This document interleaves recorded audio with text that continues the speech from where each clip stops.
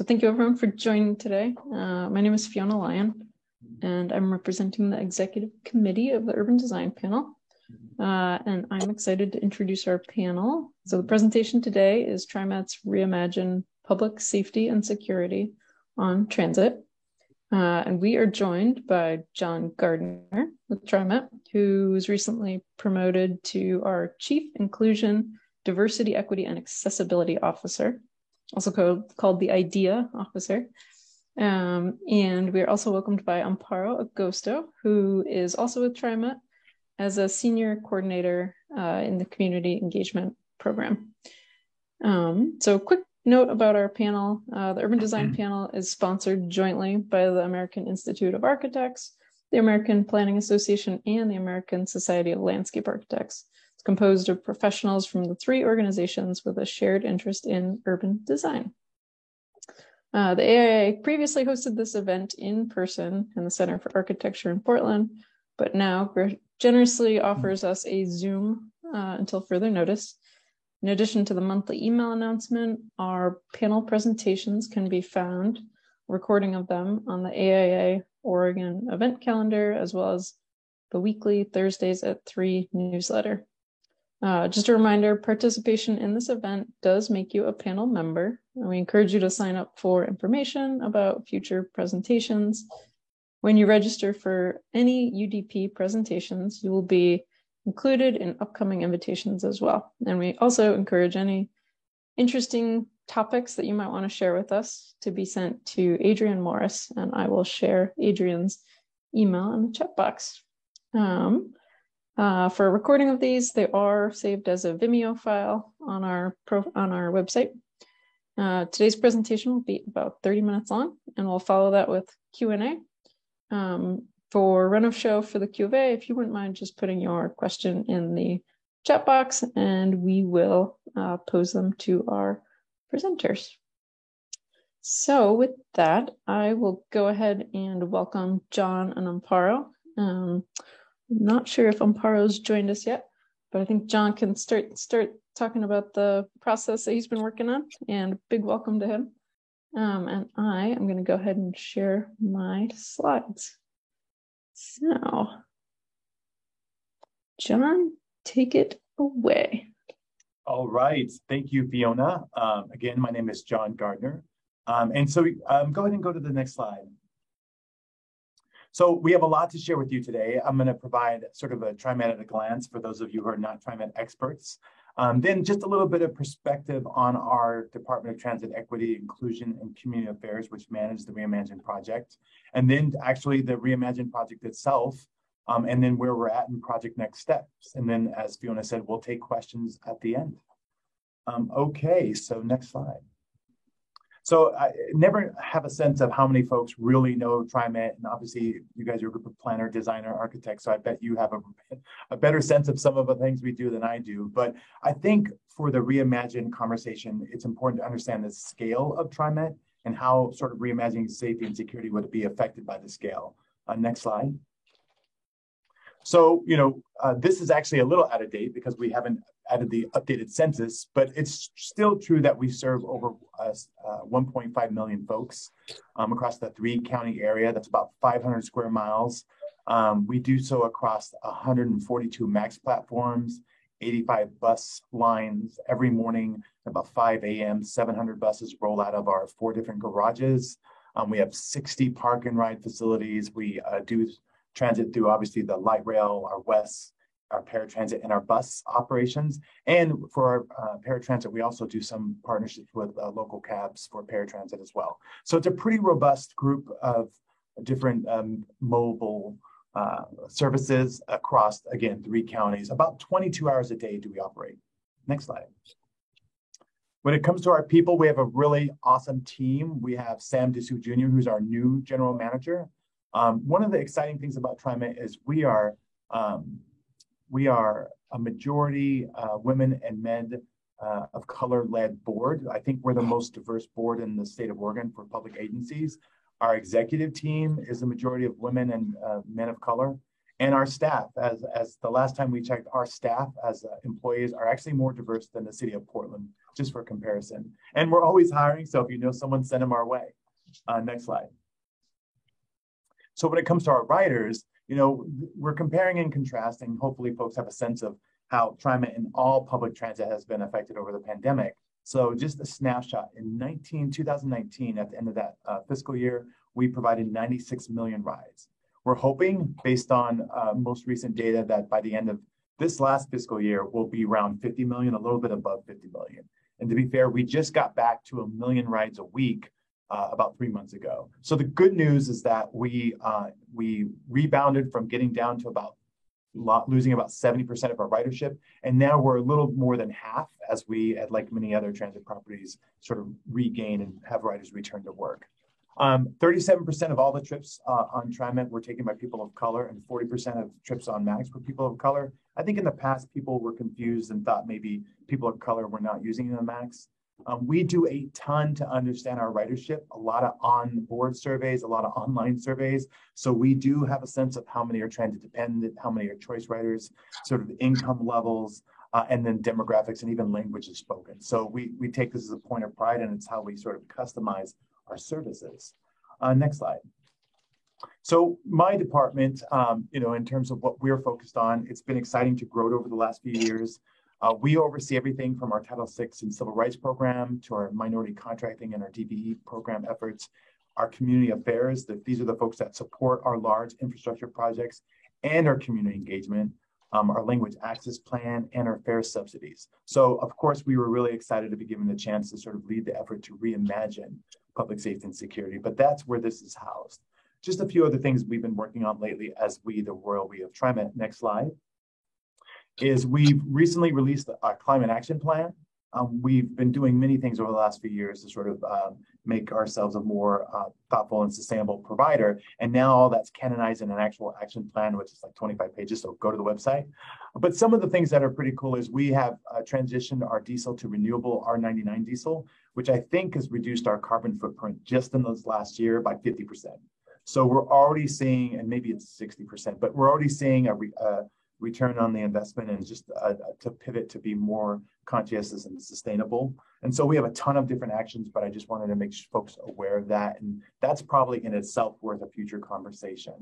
Another thing that I think Fiona could speak to even better than me, next slide, is our efforts around transit-oriented development. So what's really excited about this is we're talking about how do we redevelop parcels we purchase over time to make good community uses of these. And there's a big focus on affordable housing.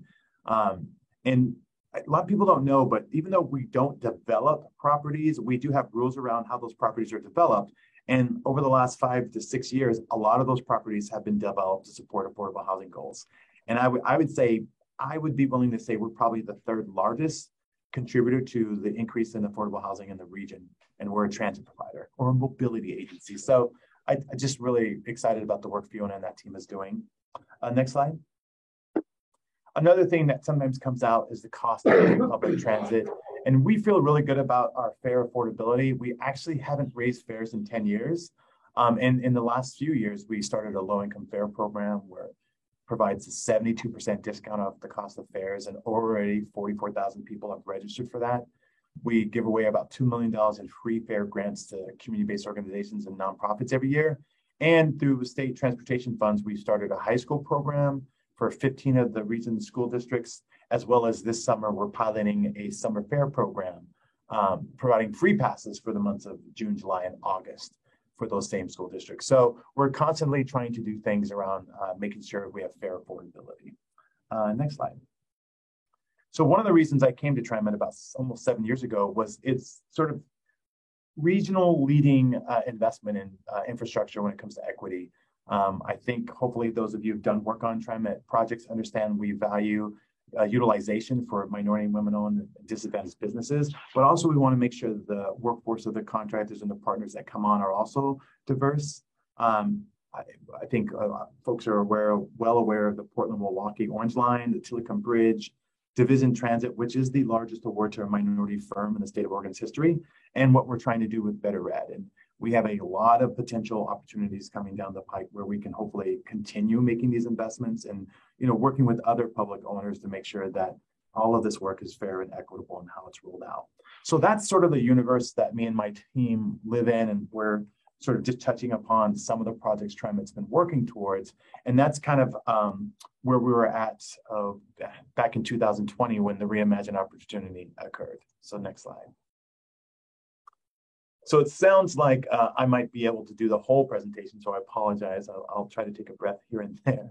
But, I think it's important for folks to kind of go back to the summer of 2020, maybe the spring and summer of 2020, which were a very different time in the region's history. Obviously, we were full on 6 months into the pandemic, but a lot of other things were starting to happen around the country. Next slide, please. So we began our Reimagine process again in the summer of July 2020 after hearing calls for racial equity and social justice following the deaths of George Floyd, Breonna Taylor, Ahmaud Arbery, and far too many others. Our first step as an agency was to reduce our footprint and investment in the traditional transit police approach. And instead, we took a portion of that, about $1.8 million, and we set it aside to work with community to hear about community-informed strategies to make the system more safe and welcoming. Massive community outreach led to us to sort of approach this project from sort of three areas: community engagement, bring in local thought leaders, and then eventually take what we've heard from the community and those thought leaders and pilot new strategies. Next slide. Now, we weren't the only table that was forming around sort of social justice and racial equity during that summer. Obviously, there was a larger effort to go beyond public transit that was Reimagine Oregon.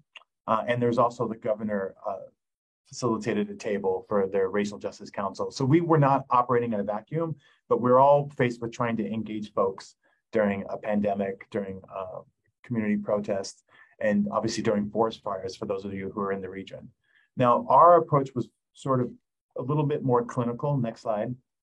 So we really wanted to understand what people thought about public transit and safety and where we can make improvements to make it a more safe and welcoming system.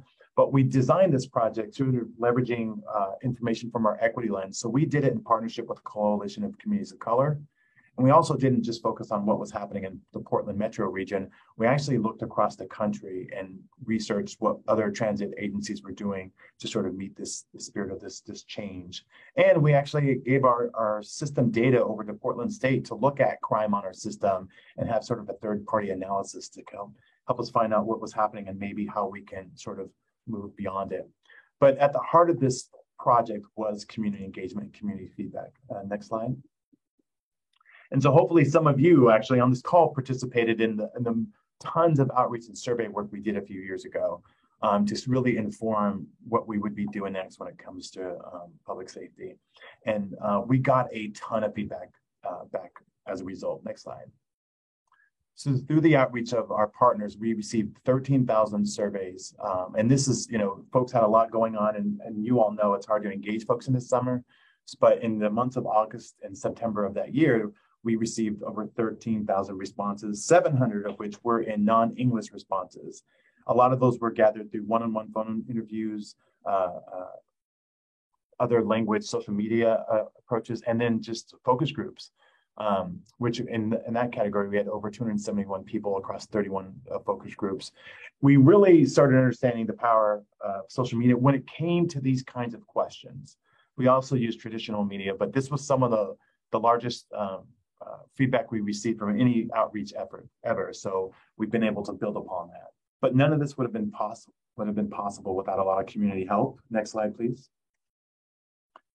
And so we really relied on these 42 community-based organizations. I use logos because hopefully that resonates easier with people than instead of a list from across the Tri-County area. These are the folks who helped change the questions in some categories and make them make more sense to the communities they served. But these are the groups that facilitated the focus groups and gathered the feedback and really made sure that their community's voice were counted across that information.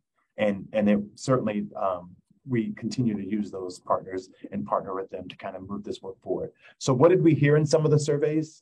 Next slide, please. We heard that people felt generally more safe on bus than they do on MAX.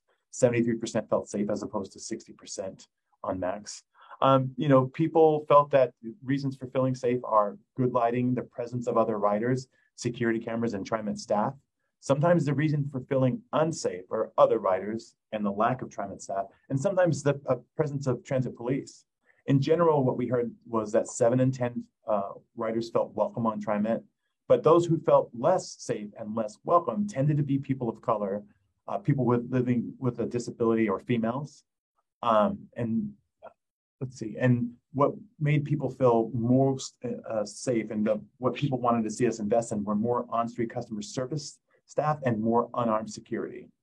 But one of the interesting things is we asked a lot of questions about policing on the system. And what we heard, which was a little counter to the narrative at the time, was the folks that tended to want more security staff presence and actually were okay with transit police were African Americans, Native Americans, seniors, folks living with a disability, and limited English proficient community members. So we took all of this information, all these surveys, and there's, as you can imagine, way more information than this, and we put that in front of a group of community partners, next slide, who were meant to make up sort of our regional leadership council on this issue of safety and security. And so we formed the Transit Public Safety Advisory Committee.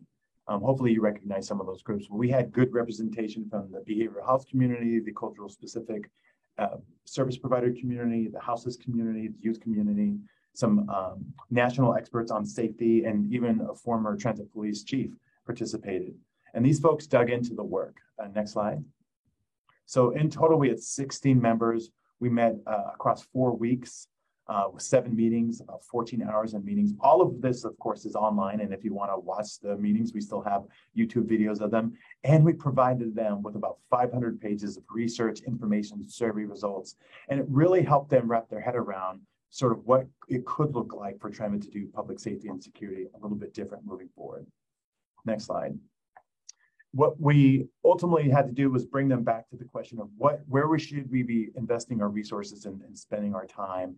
And there was a lot of interest in having more training. I think folks understood that our #1 resource is our frontline operations staff. So if we were going to have a limited amount of resources, we should be invested in them, specifically training them in anti-racism, cultural humility, mental health and de-escalation, those kind of services. They felt like that would go the furthest. But they also felt a need for TriMet to look towards what other municipalities are doing in terms of having maybe more of a crisis intervention team, not police, but a group of folks that are clinically trained to deal with folks suffering from a mental or behavioral health crisis, or potentially an alcohol and drug issue. Overwhelmingly, we heard from the committee as well as the general public that they really wanted more TriMet presence on the system, specifically unarmed presence. And there's also an interest in exploring sort of new partnerships or more of a rider ambassador program where folks are really just out there to check on people. Infrastructure actually came back as a big priority too, specifically lighting and just how the different stops and stations are designed and how we can make those more safe. Next slide. So finally, the community landed on 3 specific action steps they wanted TriMet to take with the resources. The first was, like I said, training in anti-racism, cultural competency, mental health, and de-escalation for our frontline staff. The second was increased presence of TriMet personnel and unarmed safety presence. And finally, some formation of a crisis intervention team trained to support customers that are dealing with a mental health or other behavioral issue. So all of this and much, much more went to our board that fall as a suite of recommendations. Next slide. And the board wholeheartedly approved all of the recommendations, but they also looked across the survey information because, of course, the board was not constrained with $1.8 million, and they pulled other recommendations that came from individual respondents, but also just a lot of the focus groups from both staff and community members. And they found an additional suite of recommendations that they wanted the team to kind of move forward. But they also wanted us to commit to continuing to work with the community to move that work forward. Next slide. So here's where there was going to be a break from my voice, but I think Amparo is unable to join us, so I'll just continue. So where that landed was we had our 3 recommendations, but we actually identified 5 areas of focus: training, technology, communication, system presence, and infrastructure. And then across each of those 5 areas, we identified initiatives, pilots, or recommendations that we were going to pursue that actually ended up being 24 initiatives. But like I said, 24 initiatives, not necessarily constrained with a $1.8 million of savings from reducing our police footprint. Next slide. So obviously a project like this that involves so many jurisdictions and so many partners has a ton of stakeholders. We went about developing the next sort of the implementation team, recognizing that we wanted members from each of the counties. So we have Florida-Clackamas County members of the new planning and implementation team, 5 from Multnomah County and 5 from Washington County. We actually have a board liaison, Dr. Laverne Lewis. She's on the TriMet board, and she's also sort of steering this current Reimagine work group as they're putting things into practice. And then I've done a really good job of ensuring that all the stakeholders, whether they're different county commissioners, different TriMet focused forum groups, we have a monthly transit equity advisory committee, we have a committee for accessible transportation. All of these groups are sort of getting updates and feeding into the work of this Reimagine implementation team. But we're also doing this in partnership with our transit police provider, who is Multnomah County Sheriff's Office, who works with each municipal government around how we provide safety and security, trying to do sort of local community policing to the extent it's available across the 3 counties, and different social service agencies like the HOPE team, the G4S, the Portland Patrol, and just there's a ton of folks that are still involved in this. I just wanted to give you a snapshot of that universe. So now we have gone past the planning stage and we are deep into implementation, and we're doing so with a variety of community partners once again. We did keep 2 of the original Reimagine team because we wanted continuity, but everyone else is fairly new to this work. And again, they're coming from a place of expertise. We have our members from our ATU, our actual operations and union representative. We have, again, youth providers. We have culturally specific comprehensive social service providers. We have advocacy organizations like Disability Rights Oregon and OPAL and housing partners and behavioral health partners, community colleges. So we feel really good about the representation that has been helping us take those ideas that were developed 2 years ago and over the last year or so, actually put those into practice and implement them. So next slide. When it came to the actual recommendations, oh, I'm sorry, next slide, Fiona. 24 is a lot of work, 24 recommendations. And so we identified those that we considered internal, that we needed really TriMet staff to focus on, things like system platform audits for light and safety, and CEPTED redesign for platforms, to those that we really needed the community partners to focus on. And we sort of split those groups, that work up, so we can have 2 different groups working on it at the same time. Still working with each other and sharing what the progress was, but kind of dividing the work and moving it forward. Next slide. So what we have for the internal TriMet staff was basically finding the resources to staff this work and the resources to fund this work, ensuring that our system staff actually receive the trainings that have been identified, having pilots launch things like having more TriMet personnel ride the system at night, working through some of our IT and hardware and software concerns, pursuing sort of silent alarm on vehicles, things that we have operational control of that makes more sense for our internal team. And so that's where they've been focused. They're about halfway through this list already. Next slide. And then, things with the community panel and the community advisory committee that makes much more sense about, like, how do we do rider support and advocacy? What are the sort of responsibilities of non-security focused system presence? How can we, what would a crisis intervention team look like for a transportation agency to provide that? How do we sort of move these recommendations forward? So the lists are overlapping, but they're very different. And also, how do we prepare to go back to the community and ask these questions again to see if we've made any improvements? What questions should we add? And things like, what should we be sharing with the general public in terms of safety reporting? Folks want to know what's going on in the transit system. What do those reporting elements look like? And if we were to convene a new conversation and have a new updated forum on public safety, what would that look like? So this is sort of the homework and the efforts and the initiatives that the current committee's been working through. Next slide. One example of something that was identified was training. As you can imagine, we did ask what should TriMet staff be receiving training on, and we got hundreds of ideas, but luckily we were able to synthesize those into sort of categories, and we already are moving forward on many of these. But even beyond what we said in that first bullet commitment, these are the areas that we've been focused on. The areas in green, we did not have an existing training, or if we did some light trauma-informed care, but the whole point of the new training plan was to have the training provided to us by community-based organizations, right? So what we've been trying to do and leverage over the last 4 months through procurement is, invest in the capacity that exists around a community to bring a new type of training to TriMet.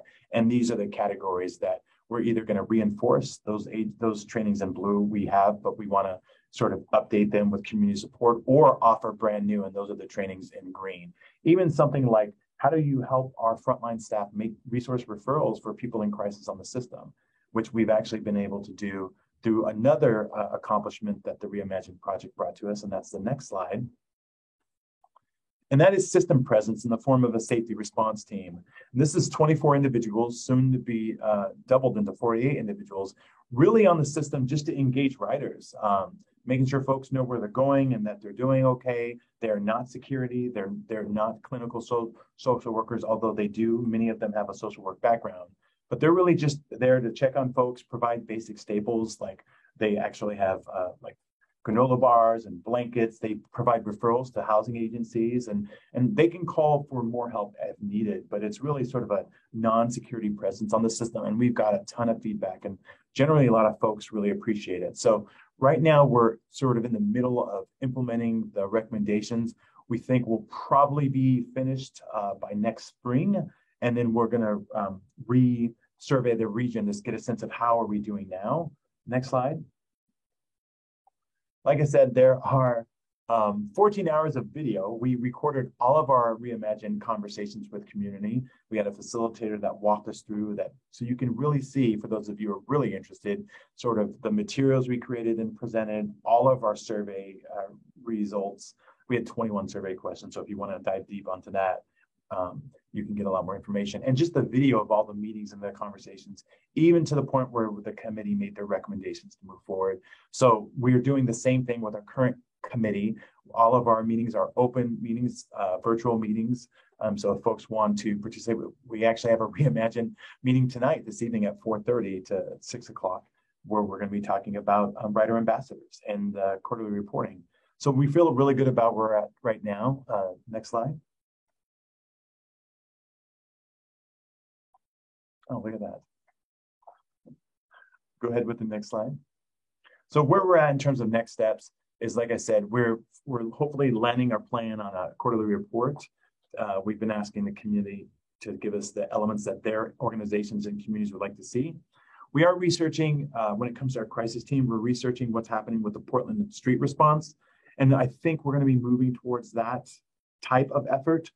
Because it feels like it might be easier for us to increase the city's capacity and have it focus on downtown instead of trying to recreate a resource that we're not sort of organized to provide. So that might be something where we just have the ability to invest and grow that current capacity.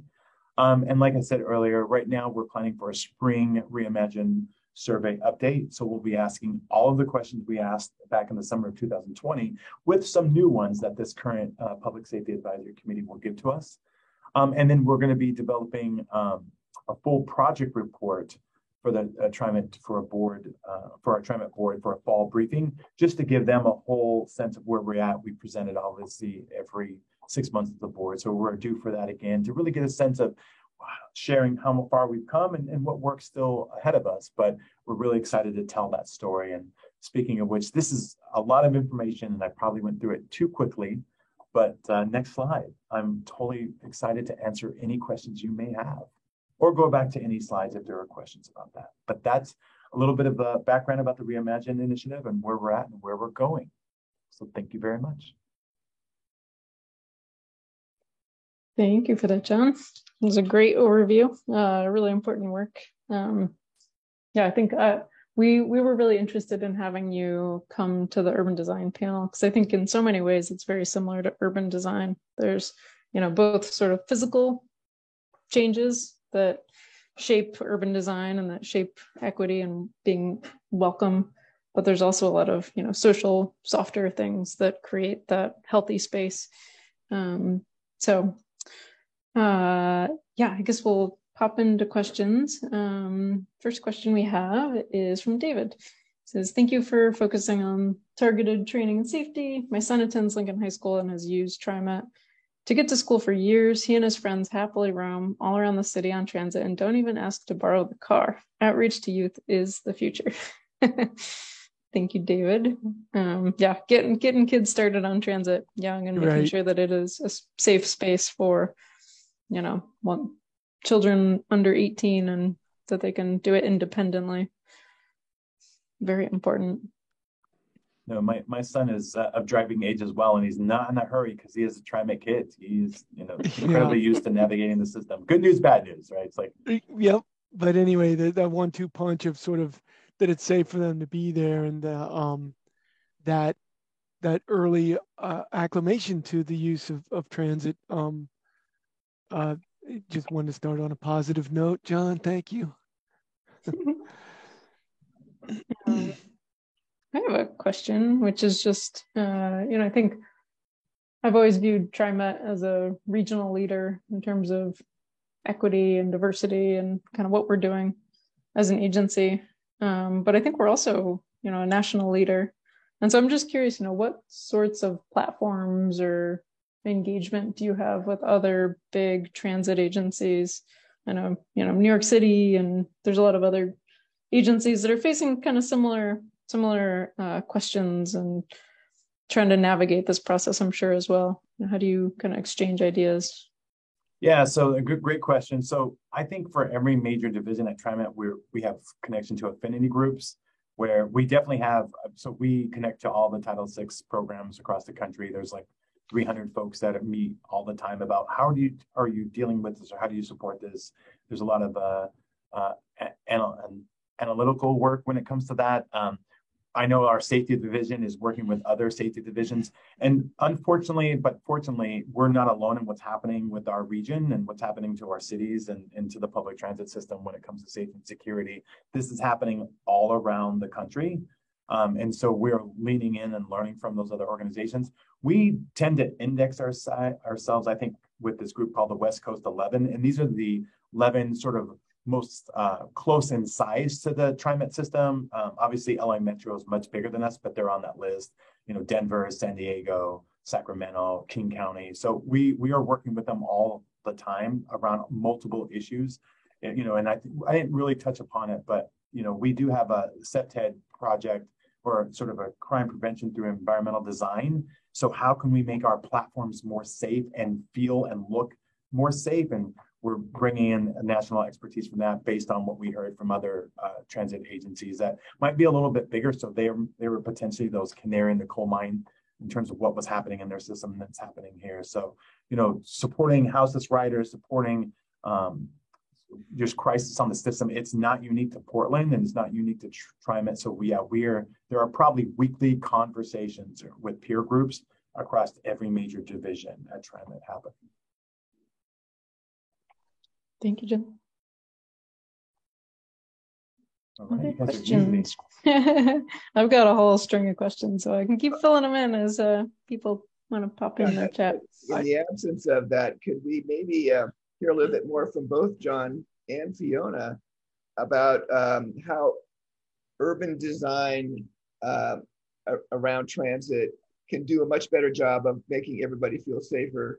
Are there landscape improvements? Are there more physical improvements that we haven't talked about yet that could factor into the safety issues and the welcoming issue around transit? Sure. Yeah, John, I'm happy to start that off and you can fill in the blanks. Okay. I think, I sit on our transit oriented development team at TriMet. So our work interfaces a lot with John's group. They're, pretty much linked at the hip. And I think that we are really trying to understand how that placemaking and diversity of spaces really contributes to a healthy system. We have a lot of park and rides that right now are pretty empty. I think, you know, it's all about kind of the there when you arrive at a station, whether it be on bus or on light rail. You know, what is the community?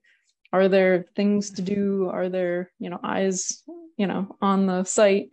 And so we're really trying to make sure that our station areas are surrounded by, you know, a richness of uses, whether it be, you know, jobs, retail, housing, grocery stores, kind of you name it. And really the absence of that is kind of where we see a lot of room for opportunity to improve kind of that qualitative aspect of our system. Because it's so linked to just safety and kind of that feeling that you get at a station. John, you want to add anything? Yeah, I'll just put some more information. Maybe I'll just post in the chat because it gets kind of about CPTED and what that really is about. It, you know, it really is sort of crime prevention through environmental design, recognizing that sight lines, obviously lighting, sort of is our current infrastructure where people are waiting to catch the bus or the train. Does it add to sort of a situation where more crime might occur or bad behaviors might occur, or can we alleviate that through better design? But yeah, 100%. I'm really excited about what we could potentially accomplish through transit-oriented development. We do need density, and I mean whether it's density of housing, but density of ridership.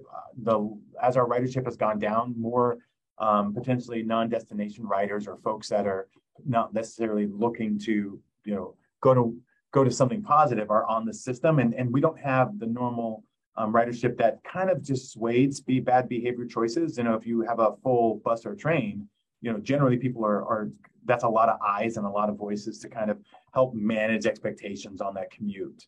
And so as we're, you know, now we're rebounding and we're above 50% of normal ridership, we are starting to see a decline in incidences.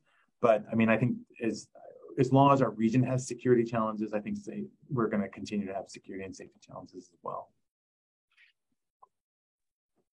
Hey, Fiona, John, I just want to add a little piece, piggyback onto that, and remind or just note that there are partners in the region. You know, I'm in the city of Hillsborough and oversee urban design there. We've been working very hard towards funding a refresh of the station for the transit center in Hillsborough, which is, you know, where the bus and the trains exchange. It's quite a substantial footprint. It's right in the old downtown, and I've done quite a lot of observing and analysis of the space through the lens of urban design, what we can do to make the space better. And so there's an opportunity as we chase the funding, you know, federal all the way down to whatever we can get to try to do that where you have regional partners that are very excited to really dig into transit-oriented design considerations and the urban design considerations for improving the inclusive quality of the space and the sense of place at your stops. So just putting that in. No, that you're right on. And one of the things we're trying to do is we're trying to leverage the regional pedestrian plan, to your point. So if we're going to do upgrades and stops and stations, the first municipal partners who want to co-invest with us, that's where we're going to go.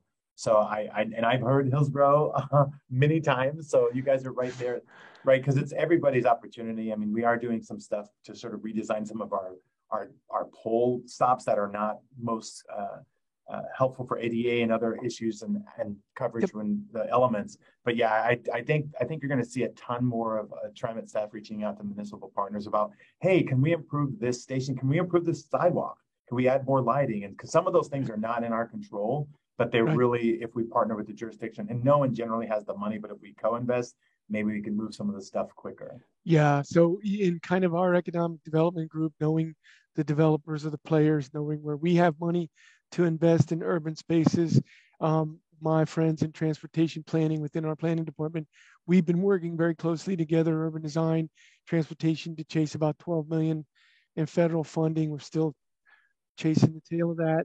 And then interfacing with TriMet to try to understand how to get that going. So, you know, hopefully we can keep these conversations going.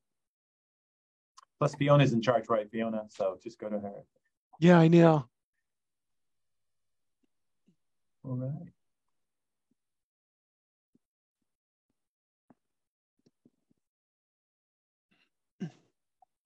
Sorry, I lost my mute button. Okay, another question from Alex. I got a question about community engagement and its consideration on implementation. Thinking of the idea of a neighborhood watch, were there conversations about engaging those that routinely take public transit and or work live around the stops?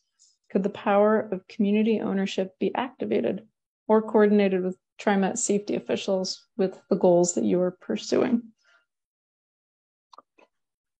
It is an idea. We are looking. So one of the conversations that came up through the process was we have 7 board districts. We have, obviously 3 counties worth of services, but and right now the challenge I think every municipal government's having is safety and security staffing, right? So there's a shortage of police, but even just security guards. I'd never. It's been a long time, but when Fred Meyers has to have someone with a pistol on them, to guard the store, we're in a different world. So how do you activate community partners? And one of the things we put forward to our security division is this idea of, sort of this writer ambassador idea, like different community-based organizations could possibly adopt stations or areas, and their focus is really customer service and just wayfinding. But if you have, 5, young people at the Hillsborough station really there to help people get to where they go, you're less likely to see some of the criminal elements. We believe you're less likely to see criminal elements just hanging out because there's always someone there. And these folks can be trained in sort of customer service and community engagement and a little de-escalation, but we shouldn't be seeing conflicts, so they don't have to be security trained. And it might be easier to kind of hire or have interns that do that work than trying to get, compete with downtown businesses for security staff. And that potentially would supplement it. So if we had, 2 security guards and then 5 or 6 community members that were either sponsored through a community-based organization, that might be the way to create presence and just more of a welcoming environment too, because, we partner with an ALOA organization to make sure customers in ALOA know where they're going, or we could do things by jurisdictions and stuff. So we are looking at that. And I'm optimistic because I think it's a better use of money and it's probably quicker to activate than some of this other longer term stuff. So good question. And we're definitely looking at that community partnered approach to presence. Thank you, John. So Jordan has a question kind of related to being, a leader. I think thinking beyond the US, the US is not necessarily a leader in transit in some facets. How are we engaging with people beyond the States to really understand more global sort of concepts and ideas and how to implement them? I think we often look to Europe. I think for those of you that are planners or whatnot, I think the challenges we face, that is just more ingrained in those other countries is mode share. We're still struggling with mode share. We are in the middle of a sort of a ridership recovery strategy that really puts sort of this idea of what's the future of transit, and how do we plan better, and how do we provide frequency and scheduling that really meets the desire now. For those of you not in downtown Portland, you probably don't go to downtown as much. So, the old spoke wheel approach might not be the future if you're Hillsborough or you're Gresham, you might want more circular rides. So we're in the middle of that. We're working with the same folks who helped Dublin kind of reinvigorate their system. So hopefully we have some really cool creative ways to sort of support ridership where it is and where it needs to go, not necessarily, from one end of the region to the other. So I think that plan will be getting finalized this fall. Same sort of community engagement. We got about 5,600 responses just in some equity questions related to future transit planning. And that's more of an international way to look at things. I think the safety stuff is really hard because I think some of the cultural differences with the United States and other countries, it doesn't always translate. But other than the basic principles of more presence, more vigilance, more supports. But I know we're doing that when it comes to transit planning. Great. John, I was hoping you could talk about, I think I heard on NPR over the weekend that there's a new number, national crisis number 988, that diverts calls that would normally go to 911. How does that interface with TriMet's sort of interception of crises on the system? No, I think that's handled more at the county public safety level, right? Because just like they do 211. Now, I do know that one of the things we're talking about that we didn't get into in the presentation is, even though we're a mobility agency and a transit organization, we are still dealing with a lot of the dealing with work that historically was not part of the sort of the understanding of what public transit would provide. So our public safety office is looking to bring on more community engagement and potentially social work partners to help coordinate services. When in the past, when we've done sort of fare evasion studies, and when we look at who's getting cited, it is a small amount of folks generating a ton of conflict or issues on the system. So how can we engage them with, wraparound services to, you need more than a bus pass, right? But we're not the right organization, but we can connect you. So I do think we do have a behavioral health specialist that's on loan from us from like Multnomah County that's helping to do that. But I think that's another reason why we think it's better to invest in something like the Portland Street Response and have that replicated, because they're in a better position to hire clinical social workers and use the 911 or other systems to actually distribute their staff time. So we're trying to be creative and connect, but not wholly exist in that world because it's outside of our area of expertise. And, it's better to sort of invest in the structure of that work, I think. Thanks, John. Yeah, it's all very delicate. Mm-hmm. What other questions do we have for John? Maybe, John, while we're waiting for more questions, could you talk a little bit about, you've always been sort of the lead of our TAC committee, Transit Equity Advisory Committee. Could you talk a little bit about their kind of interface more specifically on this work? And, if there's any members of the UDP that would be interested in either participating in that group or getting involved, kind of what their kind of workflow is and how they interface with TriMet? Sure. So long before I came to TriMet, I think the community realized that they wanted to have a larger voice and a more consistent voice at TriMet. And so they formed a Transit Equity Advisory Committee. They formed it in partnership with our general manager. And this is supposed to be the sounding board for the general manager, so we can get real-time feedback on our operations, our services, our budget, our equity work, our infrastructure, our hiring. So this group basically meets every month for about 2 hours.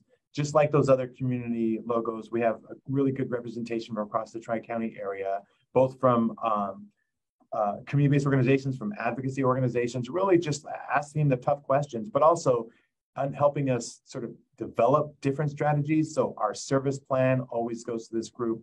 Our budget goes to this group. Our business plan goes to this group. 2 of the members are also serving on Reimagine, which is kind of a subgroup of this long-standing, I believe it's been around for like 19 years. We're getting ready to sort of finally catch up to other public owners and provide stipends for participation so other folks can participate. And we'll possibly be adding more members in the fall, probably up to maybe 25. But this is a table that exists to, let people ask the tough questions, things that they heard about on the system. Why isn't TriMet? How could TriMet? Should TriMet do X? Mostly to inform the general manager and how he approaches for running the organization, but also some things are compliance focused. The transit-oriented development has gone in front of the group, both in terms of the policies and the goals of that group, but also the projects. All of our big capital construction goes in front of that group, and they're talking about tolling, they're talking about the interstate bridge. So yeah, but these are not the traditional folks that some of you would see in those other government groups. These really are program managers, advocates, higher level agency staff. But at the same time, we have the Multnomah County Youth Commission. We have reps there too. So it's supposed to be more of a meeting place and a forum.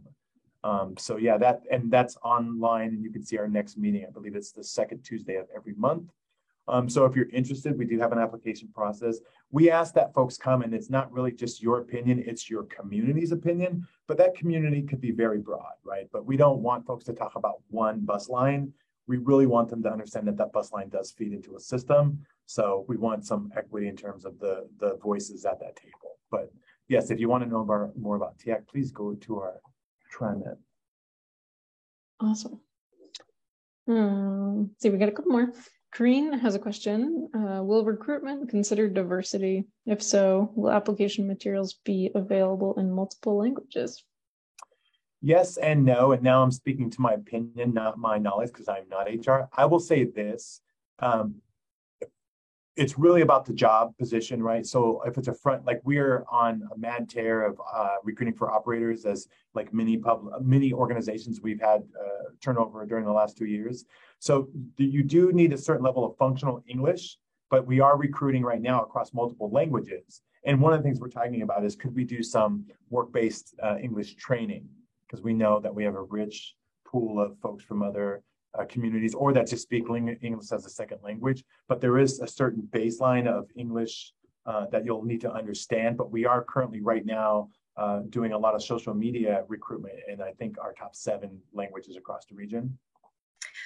So that's a great answer, John. And I apologize, I was not maybe as clear as I could have been. I was referring more to the committee that you said you were going to be doing some follow-up recruitment on. Yeah. So what we do is we have 5 languages represented. These are all bilingual staff. And so the monthly committee does not take the place of open houses. Like, we have a whole separate but overlapping language access plan that actually identifies what we call safe harbor languages. And these are communities that exist in our region at a certain level that we then translate things for. So what we do in those situations is we partner with a community provider to basically take our materials, make them make more sense, and then have open houses in those languages. And so we don't do monthly, we end up trying to do quarterly things.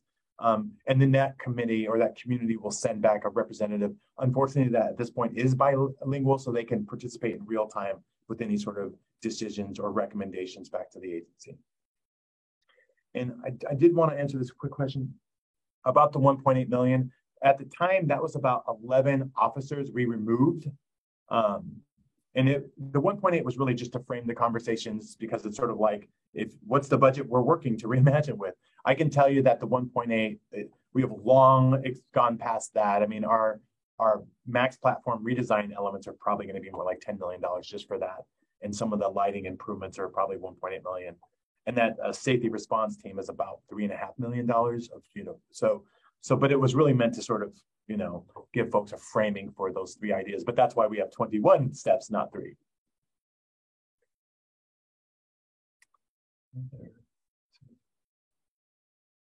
Okay, other questions? Got a few more minutes with John.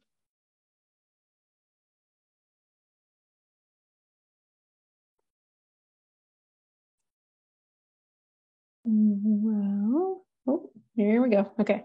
Morgan says, I know this effort is about safety on transit, but I'm also interested in the potential of transit to improve the safety and health of our city generally. I'm thinking about the potential of transit and TOD to create safer, more active spaces in the parts of the city that feel a bit forgotten.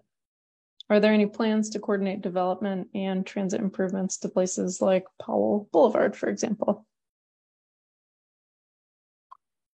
So I think we published, or we're getting ready to, and Fiona, you can speak to this, publish our regional transit-oriented development strategy and plan. And I think within that, we're going to list out, I would hope, sort of our parcels or all the land we own. I mean, I think I am really proud of what the work of the TOD team has done and sort of the commitments they've made. Like, a lot of groups don't actually have affordable housing goals, right? So they don't, and they certainly don't necessarily then require developers to achieve minority and women-owned business contracting and workforce representation, which is what our TOD says. So I know that there's a goal there. Fiona, I'll let you talk about regional coordination, because I think it's sort of like, as big as TriMet is, we need everybody to kind of do this sort of thing. Yeah, I would say, we are working on our TOD plan right now. We're pretty close. And it really is, I mean, I think we've learned from the past that redevelopment isn't always a good thing. And so we have much more thought and intention and equitable development strategies as we invest both in transit corridors and the development around them now. But this plan will really help kind of guide that conversation. And, I think really will have positive impacts on the community. And I think, as John mentioned, just general kind of safety platform upgrades and kind of physical improvements also just go such a long way in kind of making a better image and physical environment for people to really step into. And yeah, I think I didn't want to understate. I made John add a couple slides. One, talking about our TOD program, and two, talking about our climate action plan. I think I keep seeing the three: climate action, transit-oriented development, and our reimagined safety efforts as kind of these three interrelated efforts. I know that a lot of our community is still working from home due to COVID, but I think there's no shortage of trips in our region. People are, still going to the grocery store and seeing friends and family and doing a whole lot of other trips. And so I would just encourage you, as we're thinking about our future and our climate, to really embrace transit in our region. It's a huge asset. A lot of people ask me, what's kind of the gold star of transit in the country? And I can't help but brag that, Portland has some really good transit bones. So I'd love to keep leveraging that into our region's future through all these interconnected efforts. And maybe, I think we just got a couple minutes left, but Sean has a comment that I want to mention. He just says, subted lighting is a really interesting topic to consider. If true that many TriMet bus stops exist in public right-of-ways, how do we help other public owners see right-of-way lighting as having to do with personal security as much as it does motorist, ped, bike safety? Also, should we worry about a brighter is better approach to lighting? There's a lot there. But yeah, definitely. I think, there's a multitude of positive impacts. Also, just, I think we're as a transit agency going through a lot of our facilities right now and installing LED lights. And it's just amazing to see the kind of magnitude of energy savings and cost savings and worker health and happiness improvement. So definitely lighting is so related to many topics. And I know that I have one other urban design component to add to that, which is kind of like a little big problem, is transparency in the visual environment, right? So that's obviously part of your SEPTED, but it's also in a larger scope, urban design, architectural design, the concept of transparency and openness, visibility. So there's all kinds of wind-breaking devices and rain protection things and whatnot. And I realize that right now, TriMet's in a very tough position of providing glass bus stops and enclosures and wind enclosures and weather enclosures, and them getting like smashed and shot. I feel for you, I really do, but I think that is the correct direction. It is a must do, and that would be something that really I picked up on immediately at our transit station, for example, in Hillsborough, is that you can't see who's sitting in the enclosure, and so you don't use the enclosure, and you begin to wonder if you even want to go there anymore. So I understand that's problematic for you, and I think on the design community, we feel for the fact that as soon as something nice, well lit, transparent, and safe, gets smashed in the next few days, gonna have to just hang in there, get people riding, get eyes on the facility, get the good folks showing up and chase the bad guys away. Just wanted to voice that out. David, actually, that's a great tee up, because we are going to have Jesse Stemler with TriMet in September for Urban Design Panel, who's going to actually talk about kind of a prototyping exercise that him and his team went through to develop the new amenities out on the Division corridor for that new FX line that's about to open. So it'll be a good kind of segue conversation. Great, thank you. And I know we're at 1 o'clock, so I just want to thank John for not only taking on a whole presentation, but for sharing this good work. I had no idea we had so many CBOs in our community, and it just goes to show that there's so many partnerships and people involved in this effort. So thank you for your leadership on this. Yeah, thanks, John. Really appreciate it. Yeah. From behalf of the executive committee, we really appreciate all these great presentations. Remember, this is recorded, so you can always show it to your friends, go back and look at it. Like I'm going to go look at last month's presentation when we were traveling.